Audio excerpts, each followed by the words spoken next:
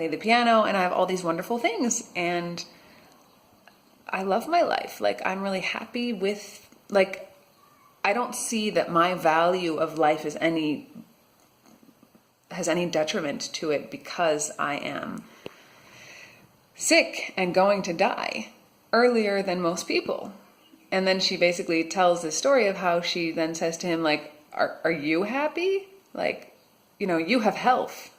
So is that the ingredient to what makes a good life? Because I'm sick, I must not have a good life.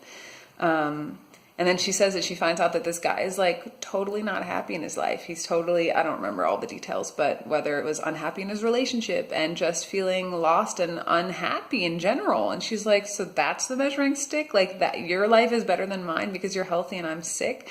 Basically, she goes on to say that she started a foundation at 13 to help financially help people with cystic fibrosis and their families to whatever. And she starts public speaking to share her story.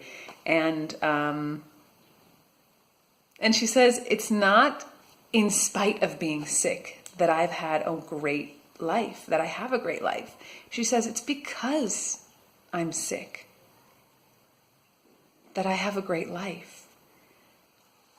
It's all because of all the suffering and all the pain that I've experienced. That's given me, it's been good. There's nothing wrong with it. I don't know if I can fully express the nikuda, the point, but it was just so beautiful. And she says, like, all of us have things that we're fighting against. We're fighting against sickness. We're fighting against loneliness. We're fighting against family stuff. We're fighting against financial problems. We're fighting against our emotions, like, all the time. And she says, like, you know, why do I have to fight against the illness? What if that could just be a part of my life that I take in?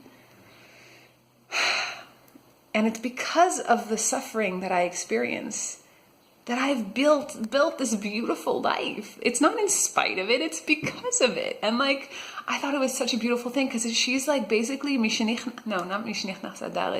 it's getting drunk to the point where we cannot distinguish between good and bad. And now let's face it, when we go to a hospital and we see people dying like children who are 16, 17, 18 years old who have something called cystic fibrosis and they're going to die earlier than you and me, we look at them and we pity them and we think, oh, that's so sad. Like, they're sick and they have to be in a hospital for a lot of their life and they have all these things to do. But she's like, that's not at all the reality. When we can't tell the difference between good and bad, because she says it's not bad that I'm sick.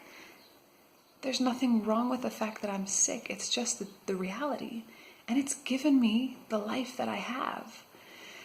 And I think that's the depth of what Purim is about. It's not about, do you have the best costume? It's not about, have you made the most delicious hamantashen and do your packages look the best to be given to your friends?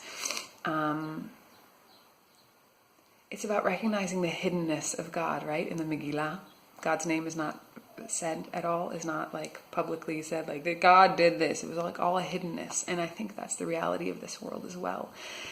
The pain, the suffering, the darkness that we feel. It's not in spite of those that we have to fight against the bad to be able to live a life that's good. It's